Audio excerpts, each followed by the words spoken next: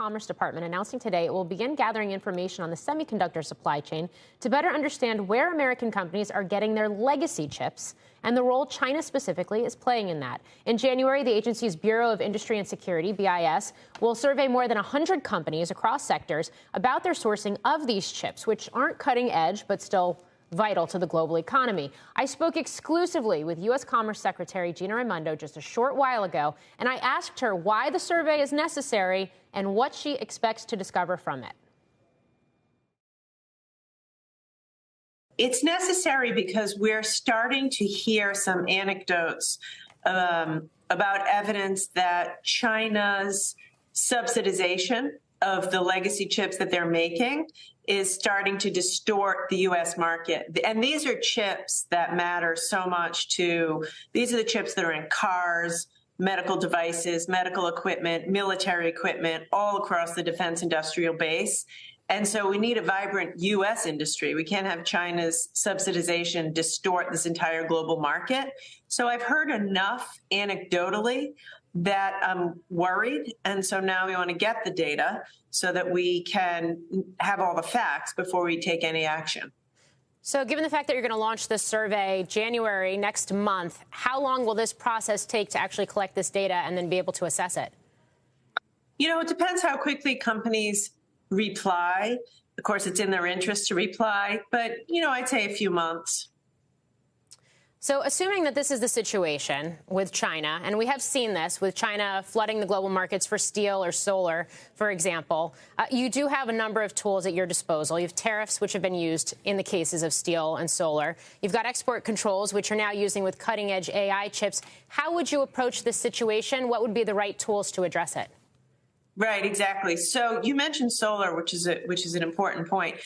The reason I'm doing this survey is to be proactive before it's a giant problem.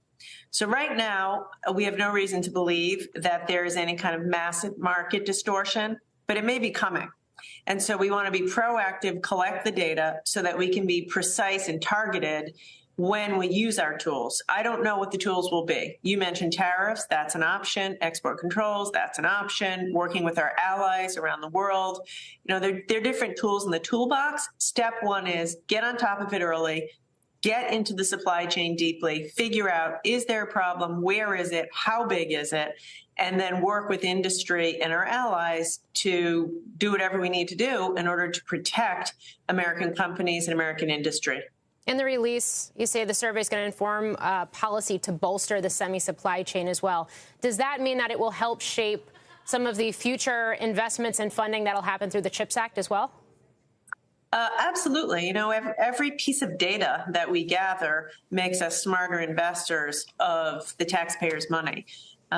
So obviously, as we know, I'm part of the funds from the CHIPS Act we want to use to expand domestic manufacturing of these chips by companies doing this in the United States. We have to make sure that they're able to do that economically and that the Chinese aren't, you know, dumping a bunch of subsidized chips into the market that makes it uneconomical to do this in the U.S. Last week, you announced the first CHIPS Act funding, the first investment. It's to BAE, a defense contractor. Sends a clear message on the priority that national security is playing in all of this policy as well. How reliant is the American defense industrial base on some of these legacy chips? Do you have a sense of that yet?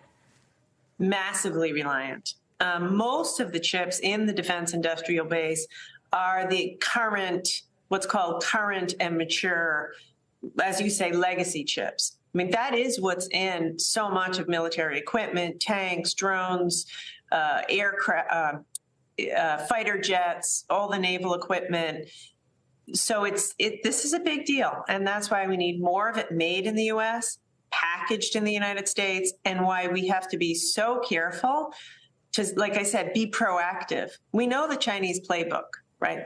We shouldn't be surprised. This is the playbook they've taken with solar, with critical minerals, with steel, with aluminum. So I want to get ahead of it to protect U.S. industry and workers and meet the needs of our military.